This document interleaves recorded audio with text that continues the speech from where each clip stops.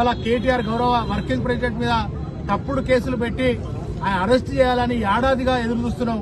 ఇవాళ కూడా తెలంగాణలో అందరం కూడా ఒకటైతే కేసీఆర్ గారు కడిగిన ముత్యములు వస్తారు. ఇప్పటి వరకు నువ్వు అరెస్ట్ చేయకపోవడానికి కారణమే దొరకలేదు.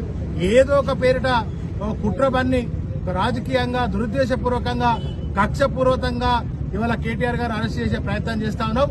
ఎట్టి పరిస్థితుల్లో కూడా మరి ఎలాంటి తప్పు చేయలేదు. కడిగిన ముత్యములో కేటీఆర్ గారు రేపు రాబోతారు. ఏసీబీ కాదు, నువ్వు ఈడీ పెట్టుకో, నువ్వు ఎన్ని కేసులు పెట్టినా కూడా వాటన్నిటి వచ్చి కూడా కడిగిన ముత్యములే వస్తాడు కనుక కేటీఆర్ ఏనాడు తప్పు చేయలేదు. తెలంగాణ రాష్ట్ర ప్రజల కోసం, తెలంగాణ సంక్షేమం, తెలంగాణ మరి దేశానికి రోల్ మోడల్ ఉండే విధంగా కేసీఆర్ గారి పాలన నడిచింది.